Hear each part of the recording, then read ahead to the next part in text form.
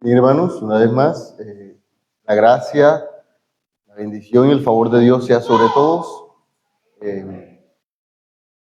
Nos gozamos del poder estar acá y de verlos también y de poder comunicarles un mensaje de parte del Señor. Es un gran privilegio, un gran gozo.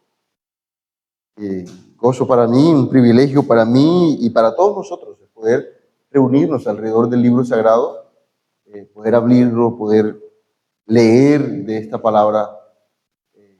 Es realmente un gran privilegio. Así que, mis hermanos, les invito primeramente a que hagamos una oración, a que por favor me acompañe a orar, a que incline su rostro, a que le pida a Dios de que le hable, porque realmente yo no conozco su necesidad, pero Dios sí la conoce y seguramente también usted necesita que Dios le responda. Así que por favor, oremos juntos, inclinen su rostro y pídale a Dios allí para que le hable.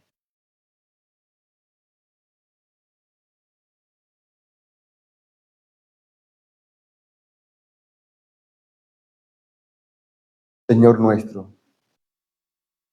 Dios único y verdadero, que vives, que reinas, soberano y majestuoso, Dios inigualable, Dios tardo para la ira, pero pronto para la misericordia.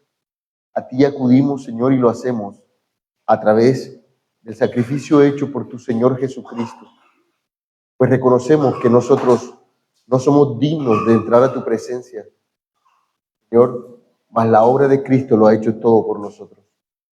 Venimos a ti a darte gracias por lo maravilloso, por lo especial, por lo bueno que has sido para con nosotros.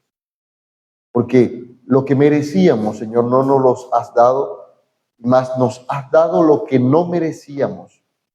Nos has dado de tu gracia, de tu favor, y hoy nos cuentas como uno de los tuyos, Señor, y solo tenemos palabras de agradecimiento, de alabanza y de gloria para ti, gran Rey.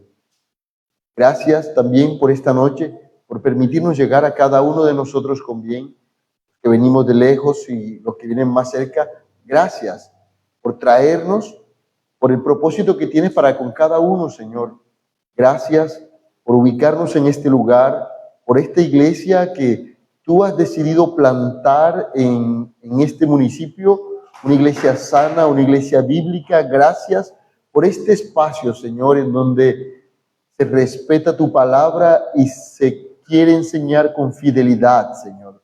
Ayúdanos, Señor, a que podamos, Dios amado, cumplir aquello para lo cual tú nos has llamado, Señor, y que muchas almas en este municipio y en los municipios vecinos, Padre, puedan ser ministrados, Dios, desde este lugar, Señor, y puedan recibir la libertad, el gozo, la bendición que está en tu santo evangelio, Señor. Gracias, Padre Santo, por la forma en que vienes enseñándonos, en que vienes corrigiéndonos, en que vienes edificándonos. E imploramos que hoy una vez más nos hables. Que hoy, Señor, tu Espíritu Santo, que es quien conoce la necesidad de cada corazón y aún de aquellos, Señor, que nos miran por las redes sociales, Padre, imploramos para que sea tu Espíritu quien nos hable, quien nos exhorte, quien nos anime en esta noche. Que a través de esta palabra, Señor amado, no sea yo, Señor, pues sabes que yo no tengo la capacidad. Sea usted, Señor, hablando a cada uno de nosotros y de los que han de escuchar este mensaje ahora o que lo han de escuchar después. Esta palabra viva cobre vida en cada corazón, Señor, y haga el efecto para el cual tú la has enviado, para gloria de tu nombre y bendición de tu pueblo. Cristo Jesús, gracias, amén. Por favor, nos ubicamos en la Epístola a los Gálatas, que es la serie que venimos estudiando. En la serie a los Gálatas, nos ubicamos en esta noche en Gálatas capítulo 2, a partir del versículo 11. Gálatas 2, 11. Y estaremos disertando la palabra desde el versículo 11 hasta el versículo 21. Así que voy a pedirle, por favor, que si usted encontró el texto, me acompañe a leerlo, pero por favor de pie para honrar la palabra del Señor. Gálatas 2, 11. Los niños también se pueden colocar de pie mientras leemos la palabra del Señor, por favor. ¿De pie? Es unos minutos nada más, unos segundos mientras leemos la palabra del Señor. Gálatas 2, 11. ¿Lo tenemos todos? Bien. Yo voy a leer para todos, pero usted por favor acompáñeme la lectura allí de forma personal. Leamos la palabra del Señor en el nombre de nuestro único, santo y verdadero Dios, Padre, Hijo y Espíritu Santo. Dice: pero cuando Pedro vino a Antioquía, me opuse a él cara a cara, porque él era digno de ser censurado. Porque antes de venir algunos de parte de Jacobo, él comía con los gentiles. Pero cuando aquellos vinieron, Pedro empezó a retraerse y a apartarse, porque temía a los de la circuncisión. Y el resto de los judíos se le unió en su hipocresía, de tal manera que aun Bernabé fue arrastrado por la hipocresía de ellos. Pero cuando vi que no andaban con rectitud en cuanto a la verdad del evangelio, dije a Pedro delante de todos: si tú, siendo judío, vives como los gentiles y no como los judíos, ¿por qué obligas a los gentiles a vivir como judíos? Nosotros somos judíos de nacimiento y no pecadores de entre los gentiles. Sin embargo, sabiendo que el hombre no es justificado por las obras de la ley, sino mediante la fe en Cristo Jesús, también nosotros hemos creído en Cristo Jesús, para que seamos justificados por la fe en Cristo y no por las obras de la ley, puesto que por las obras de la ley nadie será justificado. Pero si buscamos ser justificados en Cristo, también nosotros hemos sido hallados pecadores. ¿Es Cristo entonces ministro de pecado? De ningún modo, porque si yo reedifico lo que en otro tiempo destruí, yo mismo resulto transgresor. Pues mediante la ley yo morí a la ley, a fin de vivir para Dios. Con Cristo he sido crucificado, y ya no soy yo el que vive, sino que Cristo vive en mí. Y la vida que ahora vivo en la carne, la vivo por la fe en el Hijo de Dios, el cual me amó y se entregó a sí mismo por mí. No hago nula la gracia de Dios, pues si la justicia viene por medio de la ley, entonces Cristo murió en vano. Amén. Pueden tomar asiento.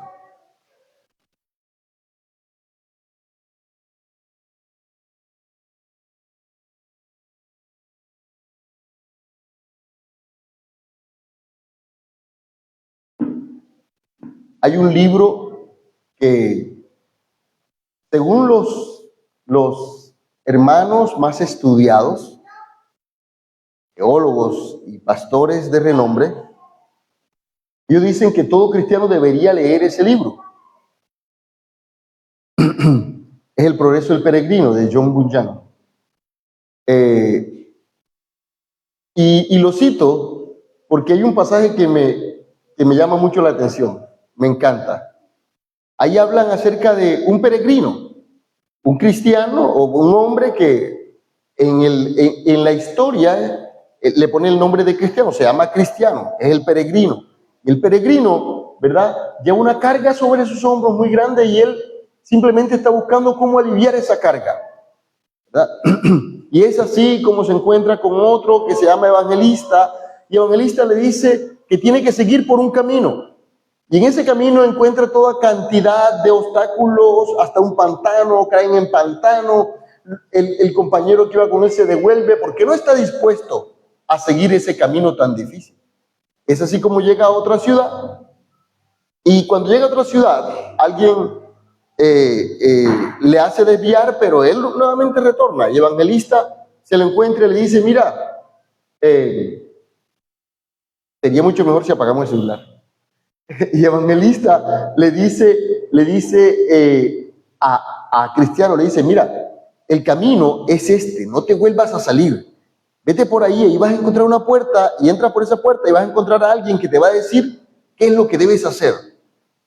Así que el hombre nuevamente entra al camino, llega a esa puerta, es una puerta angostica, y en la puerta se encuentra a alguien que lo entrevista, le dice, ¿y cómo llegaste hasta aquí? Y le dice, un hombre que se llama Evangelista me enseñó el camino.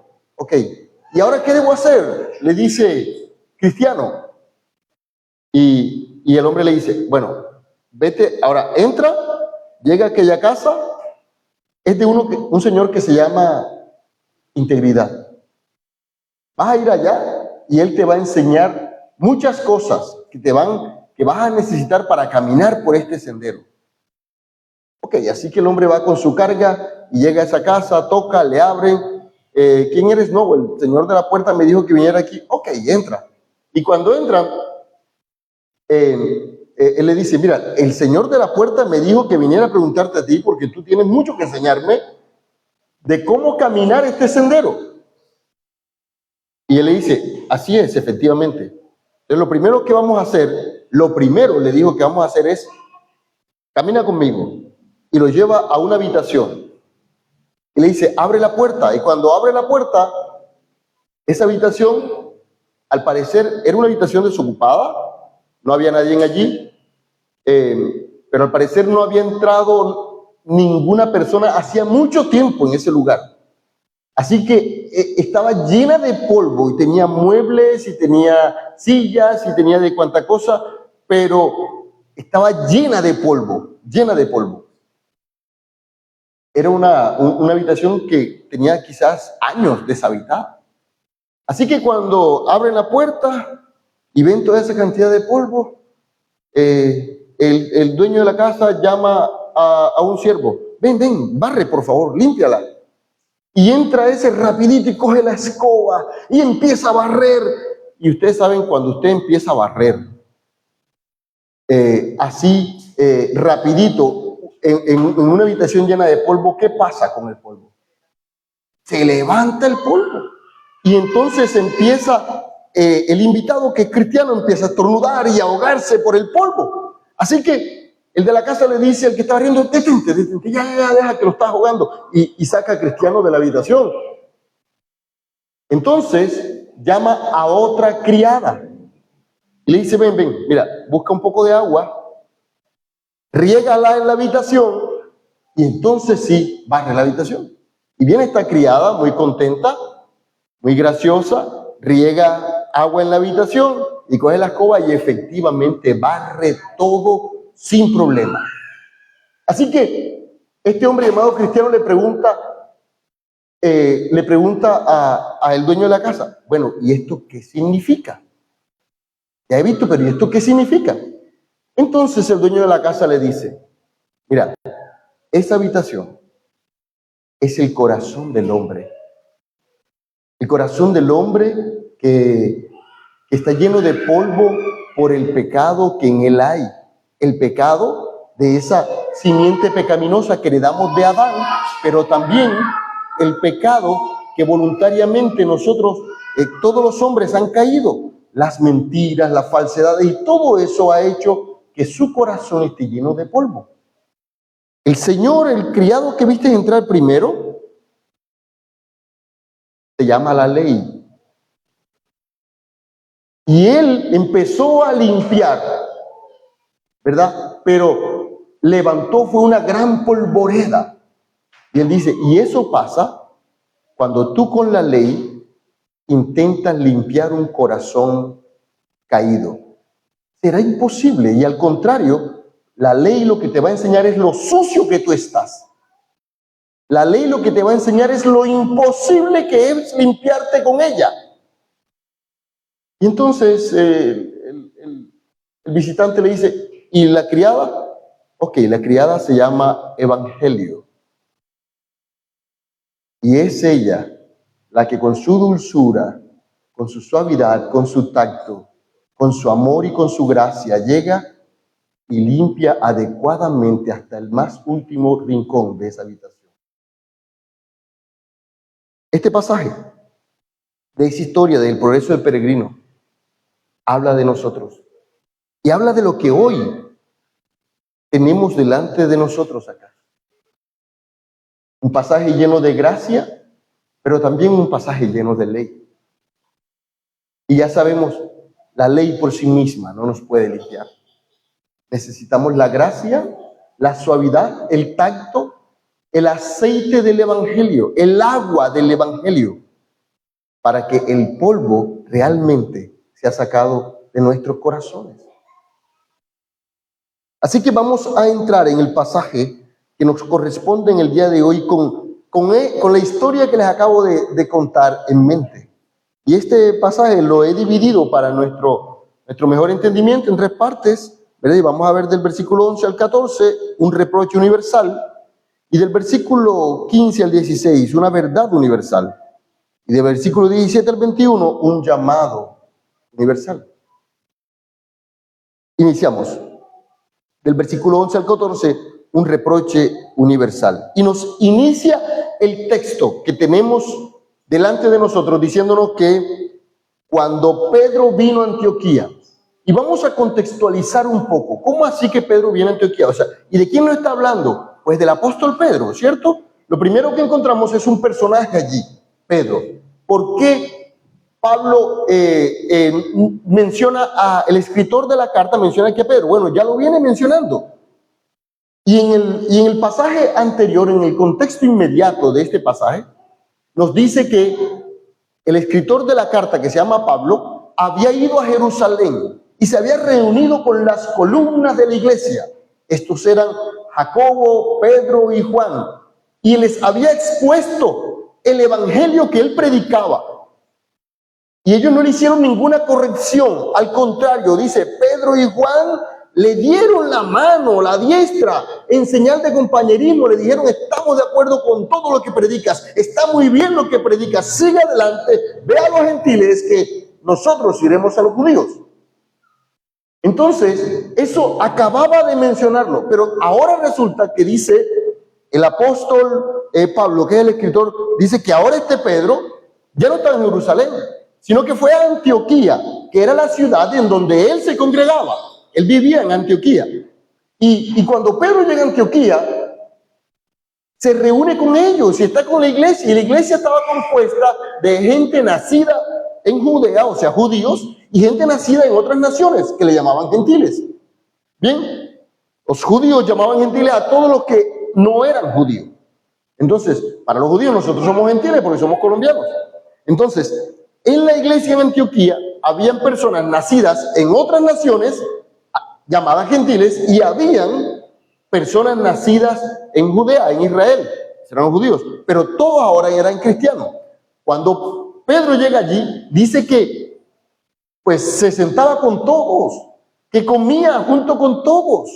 Para un judío era abominable entrar a la casa de un gentil y mucho menos comer con un gentil.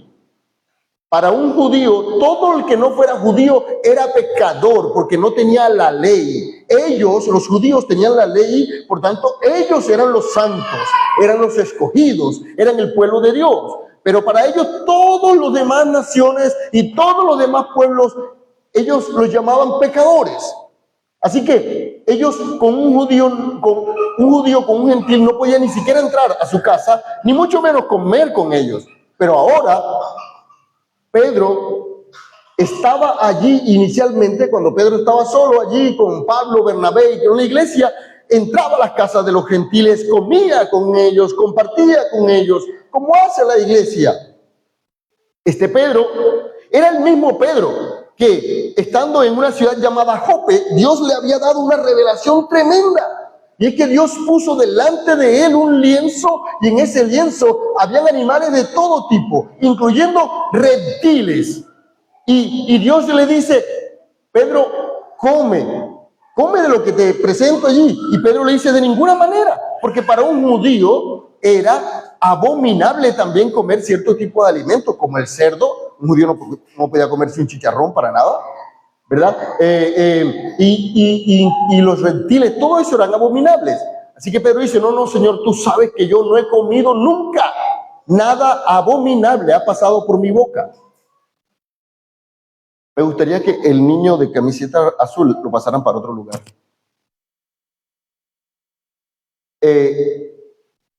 Y Pedro dice, nada abominable ha pasado por mi boca. Y Dios lo corrige.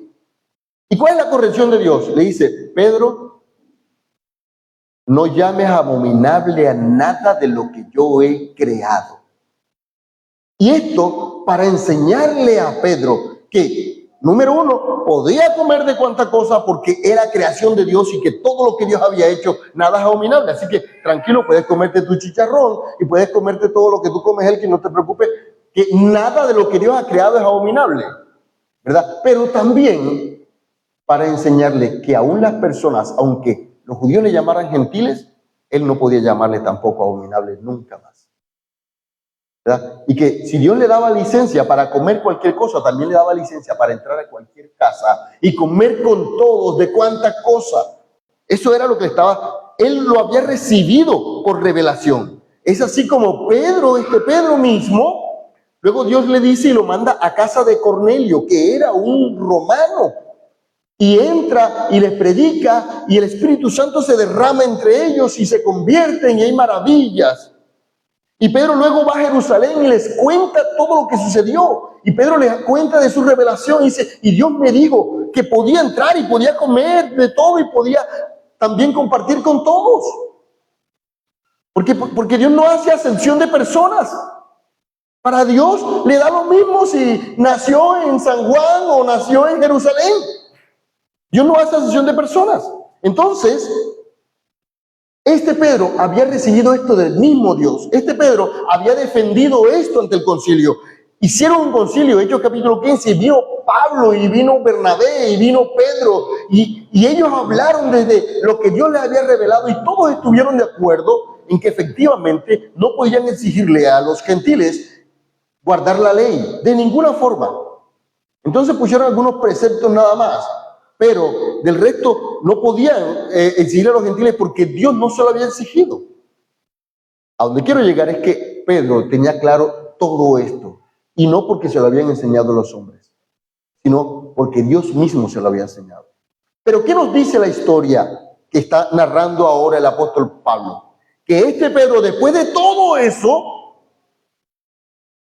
va a Antioquía y se sientan con los hermanos y come chicharrón con ellos, con los gentiles, y come de cuanta cosa, y no pasa nada. Pero de pronto llegaron algunos hermanos de origen judío, que venían de Jerusalén, de parte de Jacobo. Jacobo era otro de los líderes de la iglesia. La iglesia desde su fundación fue liderada por una pluralidad de ancianos. La iglesia desde su fundación no tuvo un solo pastor. Eso es invento de nuestra época. Desde su fundación, y lo encontramos en el libro de Hechos, siempre la iglesia fue liderada no por uno, sino por varios. Eran los ancianos. Lo vemos, era Jacobo, era Pedro, era Juan, eran los ancianos en Jerusalén. Y asimismo lo era en Antioquía. También había con Pablo, con Bernabé, estaba Níger y estaban otros más. Era un grupo de ancianos. Las iglesias eran manejadas por una pluralidad de ancianos, o sea, por varios pastores. Entonces, estos que vinieron desde Jerusalén, ¿verdad? De donde estaba Jacobo, cuando llegan cuando llegan a Antioquía, Pedro tiene temor. Y dice que Pedro empieza a retraerse y ya no se sienta a comer con los hermanos que no son de origen judío. Ya se aísla de ellos, ya se separa de los hermanos gentiles, ya no come con ellos y ya, al parecer, Pedro empieza a practicar el judaísmo en sus actitudes. Y eso es lo que genera el gran reproche que vemos aquí, que vemos en este pasaje. Nos dice, pero cuando Pedro vino a Antioquía, me opuse a él cara a cara porque era digno de censurar. ¿Por qué? Porque antes de venir algunos de parte de Jacobo, él comía con los gentiles. Pero cuando aquellos vinieron, Pedro empezó a retraerse y a apartarse porque temía a los de la circuncisión. Hermano, la pregunta es, ¿por qué Pedro Dejó de comer con los hermanos que eran gentiles. ¿Por qué dejó de compartir con los hermanos gentiles? Por miedo. Nos dice el texto que temía a los hermanos. Y tenga mucho cuidado con el miedo. Y tenga mucho cuidado con el temor. Porque es precisamente eso lo que hace. Mire, nosotros somos un puñado de almas en este lugar. En esta hora, aquí mismo en San Juan y en otros lugares, hay iglesias donde hay muchos hermanos que no están de acuerdo con lo que se está predicando en sus altares, que no están de acuerdo con la palabra que sus pastores están predicando, que están en desacuerdo con esa doctrina, pero el temor los tiene en ese lugar. Les da miedo al qué dirán, les da miedo a ser rechazados, les da miedo a que los señalen, y el temor hace que prefieran comer la basura que les están dando a venir a comer la verdadera palabra de Dios. Y eso lo hace el temor. Es por ello que la Biblia nos enseña en el libro de Apocalipsis que dentro de los que no entrarán al reino de los cielos están los cobardes. Pero no habla de los cobardes que les da miedo a la oscuridad. No habla de los cobardes que le tienen miedo a las cucarachas. No habla de los cobardes que no quieren ir a la guerra. Está hablando de los cobardes que prefieren con sus hechos negar el evangelio sabiéndolo. Y aquí Pedro estaba mostrando gran cobardía. Y gloria a Dios por un hermano amigo de él llamado Pablo, que lo llama y lo coge por el cuello y lo hace reaccionar. Pedro, ¿qué estás haciendo? Necesitamos esos amigos que nos digan, ¿qué estás haciendo? Te estás apartando. Y eso es lo que aquí ocurre. No es una confrontación de guerra, es un hermano amado que ama al otro, que lo ve que está cayendo de la gracia y lo confronta. Levántate, ¿qué te está pasando? Y eso debemos hacer nosotros. Debe estar en nuestro corazón. Si yo veo al hermano que se está desviando, yo no puedo hacerme de la vista gorda. Yo no puedo simplemente mirar hacia otro lado. Si lo amo de verdad, yo debo decírselo con sinceridad, hermano, te estás apartando de la gracia. Y no tienes salvación fuera de la gracia de Cristo. Es así como ahora Pedro, por el temor, empieza a desviarse, porque realmente se estaba desviando, estaba cayendo de la gracia, abrazando los impedimentos de los judíos. ¿Y qué nos dice? Que no solamente él, sino que por sus hechos, el resto de los judíos entraron a algo que el apóstol le llama la hipocresía.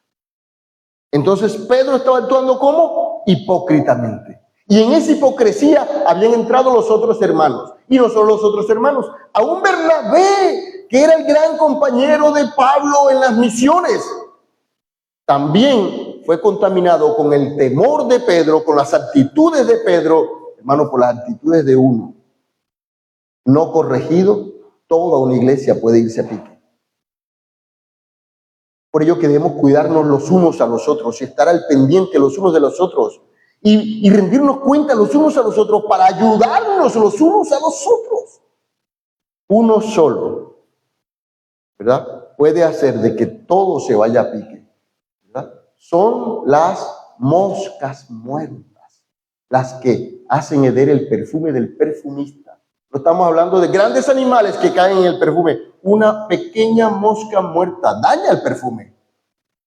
Y por eso debemos estar muy pendientes los unos.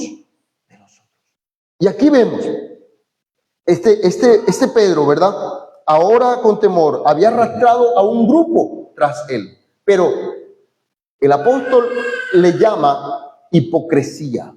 Es una palabra que utilizamos mucho en nuestro medio. Nosotros somos expertos en utilizar esta palabra, hipócrita. Pero ¿sabemos a qué se refiere? ¿Sabemos a qué se refiere esto de hipócrita? Originalmente era como se le llamaba a los actores que en una obra teatral representaban un papel. Ellos hacían, en una obra de teatro, ellos fingían ser alguien que realmente no era.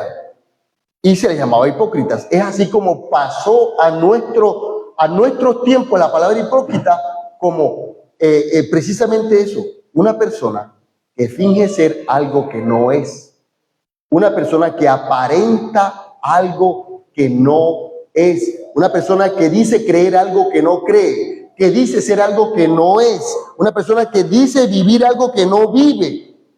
Hipócritas. Yo me pregunto, ¿cuántos hipócritas están en diversas iglesias? Que saben que lo que se predica no es bíblico, que no es correcto, pero prefieren aparentar que estar de acuerdo solo por el temor. Prefieren aparentar que están de acuerdo solo por evitar y por el temor al hombre. Que no sea ese nuestro caso. Tengamos mucho cuidado de no caer en la hipocresía, de fingir algo que no somos. Desafortunadamente, incluso algunos fingen ser cristianos. Y nosotros debemos ser sinceros. Cuando evaluamos nuestra vida, ¿es realmente nacido de nuevo? Y no nos dé pena decir, hermano, no soy cristiano. Y cuando nos evaluamos a la luz de la Escritura y nos vemos que no somos, no nos dé pena. Es más, con mucho dolor en el corazón, digamos a algunos de los hermanos, yo realmente me he dado cuenta que no soy cristiano, pero yo quiero serlo, si de verdad quieres serlo. Y podemos ayudarte a que entiendas el verdadero evangelio y si en su gracia Dios te tiene a bien, te dará nueva vida. Pero peor es si fingimos ser algo que no somos. Eso se llama hipocresía. Y aquí vemos a un Pedro que había caído en una hipocresía, porque ahora delante de sus hermanos judíos, él aparentaba que estaba practicando la ley judía. Él aparentaba ¿cómo?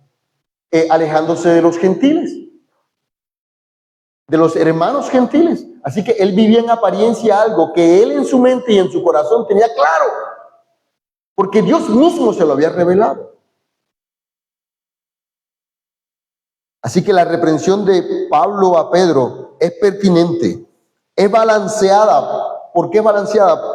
Porque nos dice el apóstol Pablo que cuando vi que no andaba con rectitud en cuanto a la verdad del evangelio, dije a Pedro delante de todos, si tú siendo judío vives como los gentiles y no como judíos, ¿por qué obligas a los gentiles a vivir como judíos? Pedro toma a Pablo y delante de todos, y algunos se preguntan, pero pastor, ¿por qué lo hizo delante de todos? ¿Por qué lo avergonzó de esa manera? Porque su actitud estaba afectando a todos. Y como su actitud estaba afectando a todos y llevándose aún a los gentiles y al mismo Bernabé, era necesario aclararlo delante de todos. Entonces sí fue balanceada la reprensión, fue pertinente, fue adecuada, fue justa en el momento, fue personal porque fue contra Pedro, pero también fue universal. ¿Por qué? Porque esa misma reprensión nos habla a nosotros. Esta reprensión quedó escrita allí, no solo para que veamos una bonita historia de cómo Pedro y Pablo tuvieron una discusión, no, para que nos cuestionemos nosotros si no hemos caído en la misma hipocresía. ¿Cuál? La de pretender vivir bajo la gracia, pero confiando en nuestras obras. He ahí la hipocresía de Pedro, y ahí la hipocresía de muchos que se hacen llamar cristianos hoy en día, y de los cuales las iglesias están llenas, que dicen ser salvos por gracia, pero que sostienen su salvación por sus obras, según ellos. No mires, no toques, no hagas, no vistas. Todo esto que no tiene ningún valor delante de los apetitos de la carne, son los que viven y enseñan ellos para sostener su salvación. Y la Escritura dice que de la gracia han caído.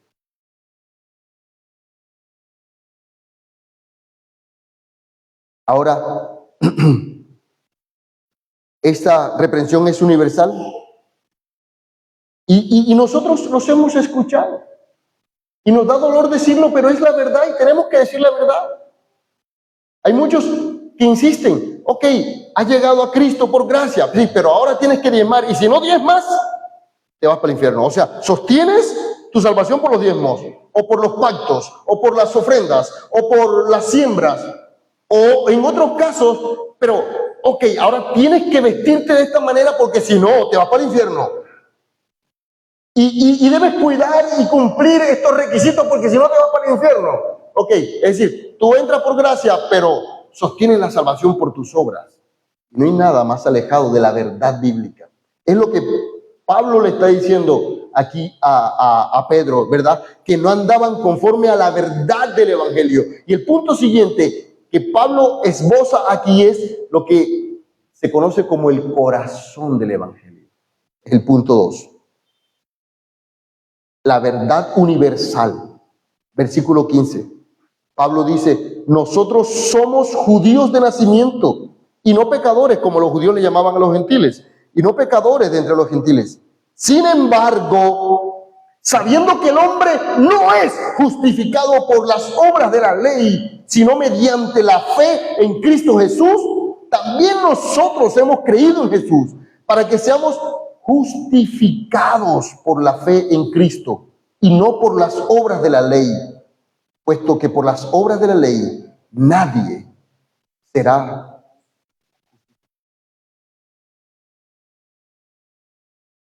Y el apóstol utiliza una palabrita maravillosa pero profunda: justificación por la fe. Y ahora vamos a hablar un poco más de eso más adelantico, ¿verdad? Pero tengamos eso en mente. Este es el corazón del Evangelio. Y entiéndase, el Evangelio es el corazón de la Biblia. Así que estamos enfrente de un texto crucial para nuestra vida. Y Pablo dice con claridad, ¿sabes qué? Yo también soy judío, pero yo entendí que por las obras de la ley nadie es justificado. Hermano, ¿y por qué? Porque la ley lo que hace es levantar el polvo de tu corazón. La ley lo que hace es mostrarte cuán sucio estás, pero no puede barrer nada sin que te asfixie, como el de la historia. La ley lo que hace es mostrarte cuán pecador eres y cuán incapaz eres de ser salvo por ti mismo. El Evangelio de Jesucristo, la obra expiatoria de Cristo, es la única esperanza para el hombre. No hay otro. Es la única esperanza para el hombre. Y Pablo dice, mire, por las obras de la ley nadie ha sido justificado, sino solo mediante la fe en Cristo Jesús.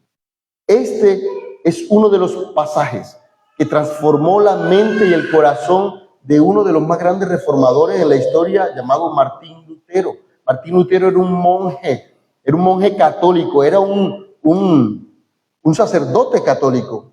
Y siendo sacerdote católico, Martín Lutero tenía una carga sobre su corazón, y era que él se conocía pecador, él se sabía pecador. Así que Martín Lutero nos cuenta la historia de que pasaba horas y horas en el confesionario todos los días. Iba a donde otro sacerdote o delante del obispo e iba a confesar sus pecados, y confieso mis pecados, y mentí, y tuve un mal pensamiento, y soñé no sé qué cosa, y todos los días, ¿verdad? Hacía una gran lista de sus pecados, y todos los días nos dice que pasaba horas en el confesionario confesando sus pecados. Es más, dicen que cuando se levantaba de allí, de confesar sus pecados, muchas veces cuando iba de camino a su casa, se acordaba de un pecado que no había confesado y se devolvía corriendo a decirles, mira, espérese padre, es que me faltó uno, y contaba otro pecado, porque era una carga que había en su corazón. Él no encontraba para él descanso. ¿Por qué? Porque estaba apoyado en sus obras. Y este hombre, este sacerdote, lo que le dijo es, le asignaron para ayudarlo en su carga unos estudios y unas clases, y entre ellos llegó y le encomendaron la clase en la universidad del Evangelio, de la carta a la epístola a los Gálatas. Y él dice que estudiando esta epístola, este versículo que dice, sin embargo, sabiendo que el hombre no es justificado por las obras de la ley, sino mediante la fe en Cristo Jesús, también nosotros hemos creído en Cristo Jesús, para que seamos justificados por la fe en Cristo y no por las obras de la ley. Y versículos como esos, donde enfatizan que la salvación, el justo por la fe vivirá, como dice la epístola de los Romanos, son los que cambiaron y trajeron descanso a la vida de Lutero. Entendió que no se trataba de los 200 Padre Nuestro y los 300 Ave María que rezaba todos los días, que no se trataba, ¿verdad?, de las veces que subía de rodillas las escaleras del Vaticano, que no se trataba, porque todo eso lo practicaba, que no se trataba de lo que podía hacer delante de sus santos, y entendió que solo se trataba de la fe. Fe en Cristo Jesús. Y es, hermano, es muy importante que tengamos claro que no se trata de cualquier fe. No es la fe en ti. La fe en ti te lleva a la perdición. Es la fe puesta en Cristo Jesús. Es lo que los reformadores llamaron la sola fe o sola fide en su original latín. Es la sola fe, la salvación solamente por la fe en Cristo Jesús. Y este solo por la fe ha sido la única forma, el único medio de salvación del hombre a través de la historia. Hermanos, si te han enseñado otra cosa, lamento decirte, era un error. El hombre solo es justificado por la fe en Jesucristo. No hay otra manera. La maravillosa epístola a los Hebreos nos dice y nos habla desde los primeros tiempos. Y voy a tomarme el tiempo de mencionarle algunos. Y nos dice que fue por la fe. Y nos dice, por la fe Abel, ¿se acuerdan de Abel? El hermano de Caín. Ok, pero Caín y Abel fueron y se presentaron delante de Dios y presentaron una ofrenda delante de Dios. Pero Dios vio con agrado la ofrenda de Abel y no vio con agrado la ofrenda de Caín. ¿Y qué pasó? Si ambas eran buenas y ambos venían con una buena actitud a ofrendarle al Señor, ¿por qué una la vio con agrado y la otra no? Pues el texto nos dice que Abel la ofreció con fe y Caín no. Dice, por la fe Abel ofreció a Dios un mejor sacrificio que Caín, y por lo cual alcanzó el testimonio de que era justo. ¿Qué hizo que Abel fuera diferente a Caín? La fe. ¿Qué hizo que Abel fuera justificado delante de Dios y Caín no? La fe de Abel. Pero no solo a Abel. Nos dice que efectivamente fue por la fe que Enoc fue llevado al cielo sin ver muerte. Y Enoc caminó con Dios y fue llevado al cielo sin ver muerte. ¿Y por qué? Por la fe, nos dice el texto. Y nos dice que por la fe Noé fue advertido acerca de lo que vendría y de la lluvia y del diluvio que vendría. Y fue salvado él y su familia. ¿Por qué? Porque no era especial, porque no era mejor que los demás. No, porque Noé tenía ¿qué? Dígalo conmigo. Fe. No tenía otra cosa. No se trataba de que Noé hacía 3 ayunos a la semana, de que se levantaba todos los días a las 2 de la mañana a interceder, lo cual es bueno, pero no era eso. Era en quien él había creído y había depositado toda su confianza única y exclusivamente en Dios. Es la fe. Y nos habla de Moisés y de que fue salvado de las aguas por la fe. Y nos habla de los grandes héroes de toda la historia. Dice, y de Abraham, y de Isaac, y de Jacob, y de José, y de Moisés, y de Rahab la ramera. Allá en Jericó, que no pereció junto con todos los demás habitantes, simplemente porque creyó y guardó a los espías judíos por la fe. Es decir, era quizás la mujer menos indicada en toda la ciudad, porque era una ramera, una pecadora confesa. La diferencia es que cuando vio a estos dos hombres, sabían que estos hombres venían de parte del pueblo de Dios, y ella deseó desde ese momento creer en el Dios que ellos tenían. Y la fe hizo la diferencia. No se trataba de cuán buena era ella. No se trataba de cuán bien había hecho a los demás. No se trataba de cuánto servicio le había prestado a Dios. Única y exclusivamente de en quién había puesto su confianza para salvación. Y nos dice que, ¿y qué más diré? El tiempo me faltaría para contar de Gedeón, de Barak, de Sansón, de Jefté, de David, de Samuel, de los profetas, quienes por la fe conquistaron reinos, hicieron justicia, obtuvieron promesas, cerraron bocas de leones, apagaron violencia de fuego, escaparon de filo de espada, siendo débiles fueron hechos fuertes, se hicieron poderosos en guerra, pusieron en fuga a ejércitos extranjeros. ¿Y saben por qué? Por la fe en Cristo Jesús.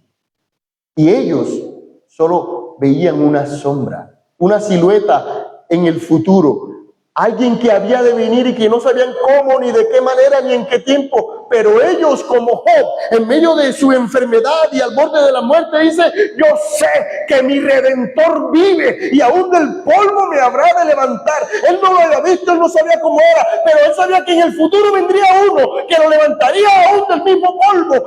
Esa fe es la que debe habitar en todos nosotros y es la única que nos abre la puerta al cielo. La fe en nuestro Redentor Jesucristo.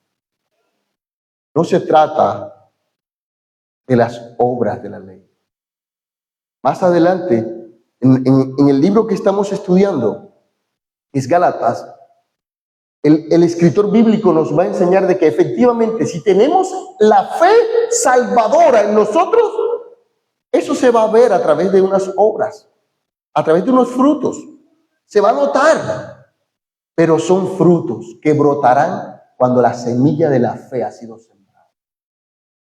Hermano, pero tenemos que vivir con santidad. Sí, claro. Y tenemos que vivir así. Sí, claro. Pero esos son frutos. Frutos que saldrán de la maravillosa semilla de la fe.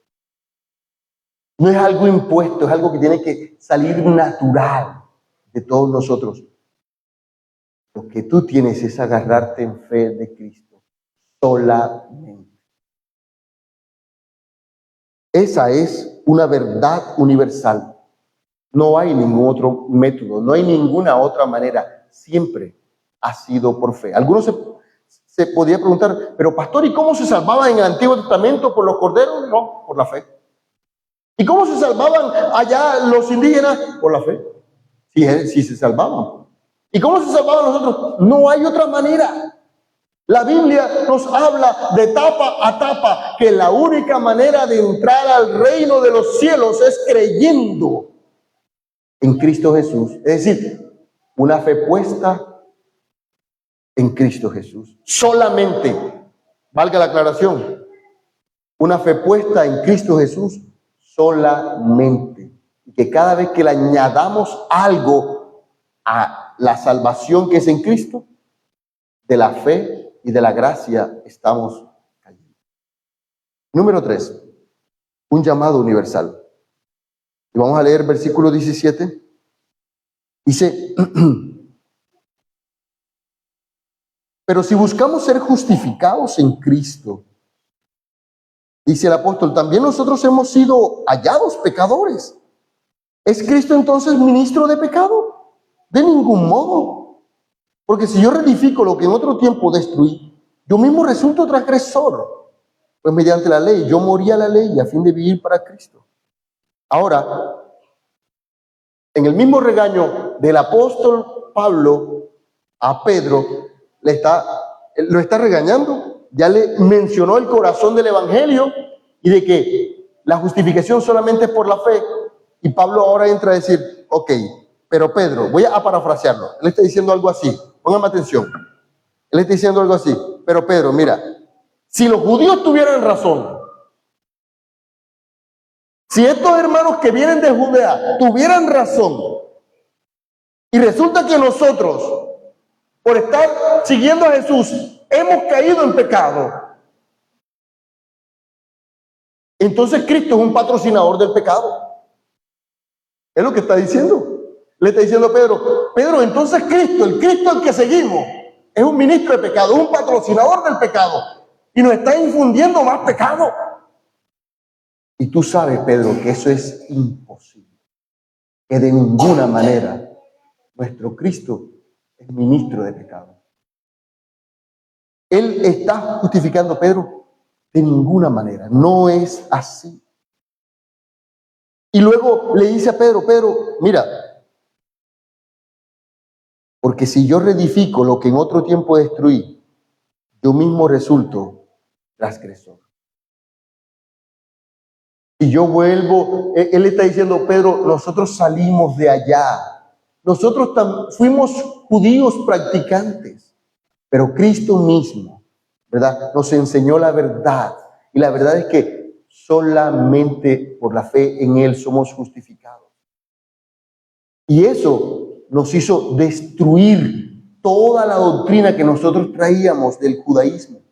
Y ahora está diciendo, y si yo reedifico esa doctrina, entonces yo mismo resulto ser un mentiroso, un transgresor.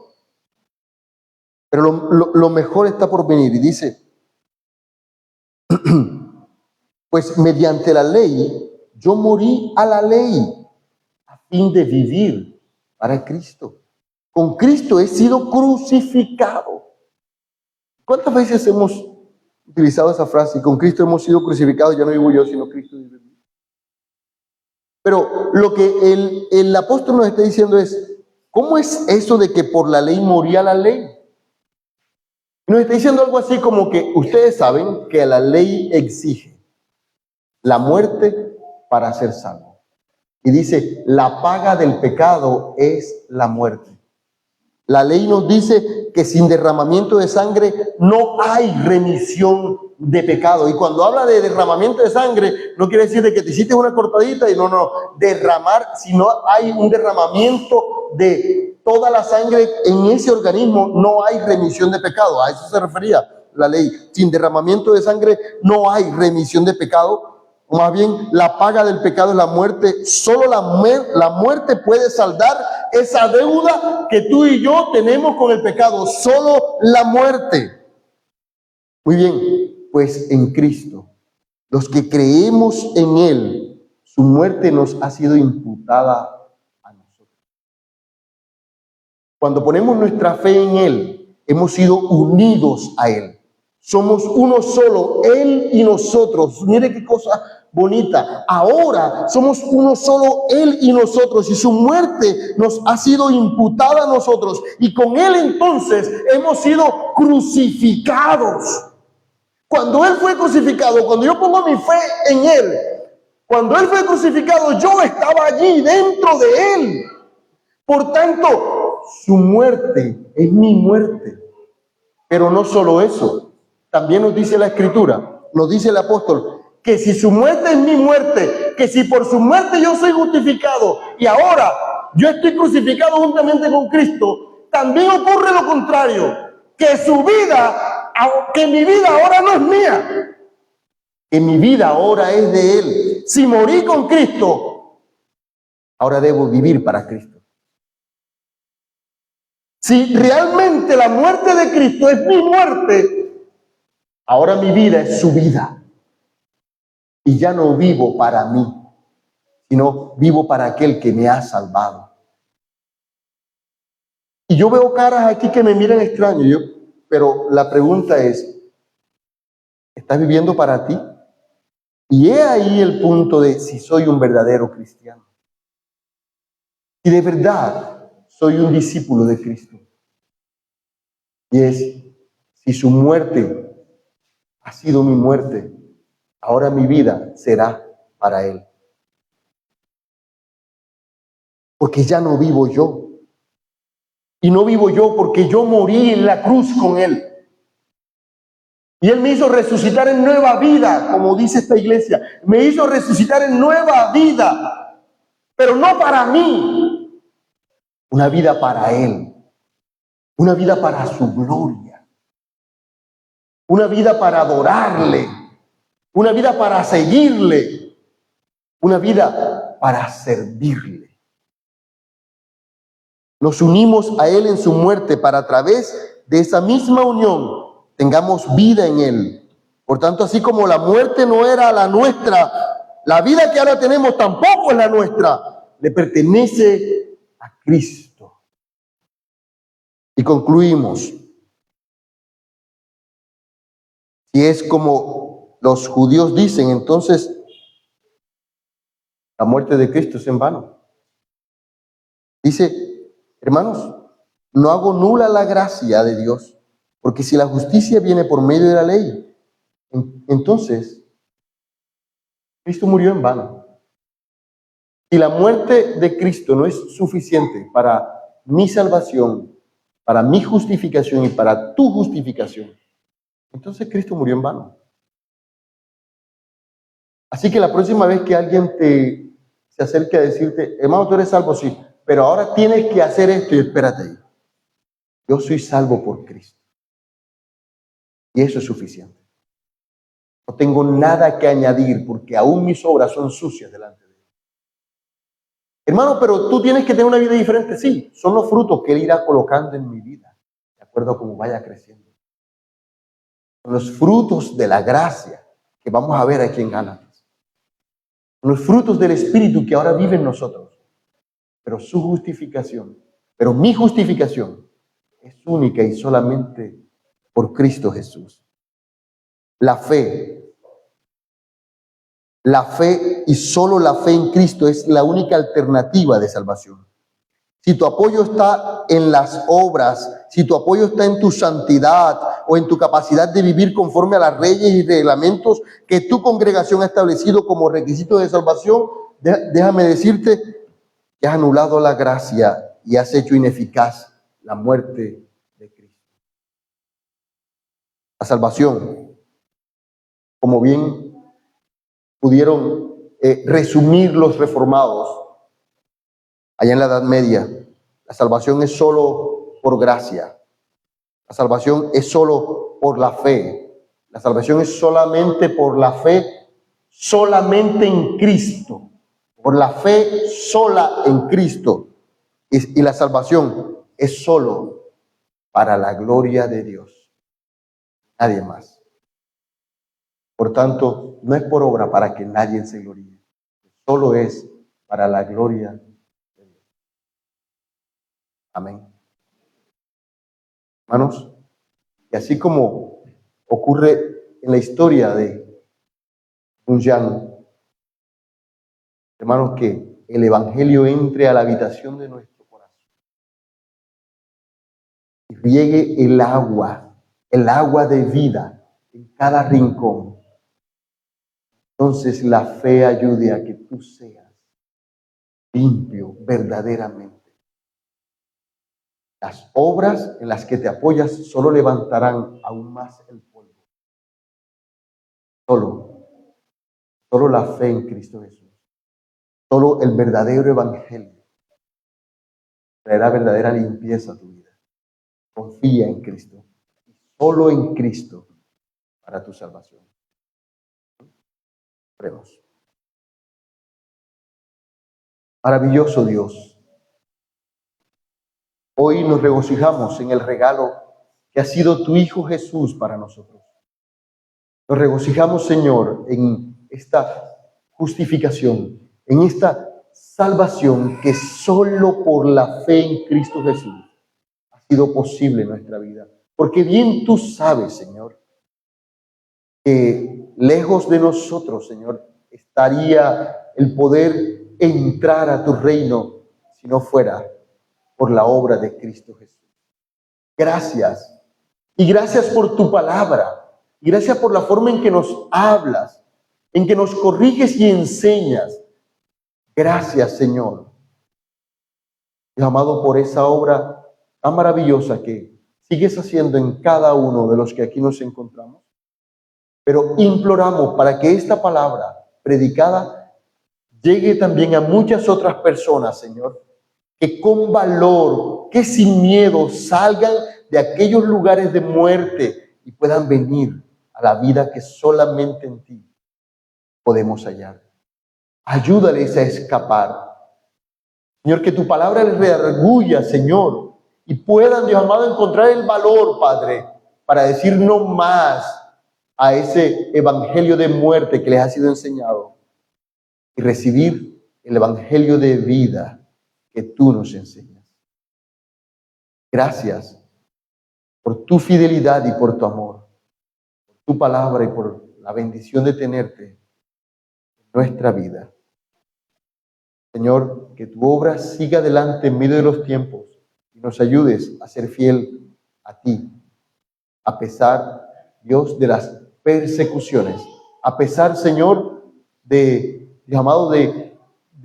todo aquello que quiera tentarnos hacia el temor. Danos el valor suficiente a levantar tu verdad, la verdad de tu evangelio en todo momento, Señor, y resistir firme con los pies bien puestos en la roca que eres tú, mi Cristo amado.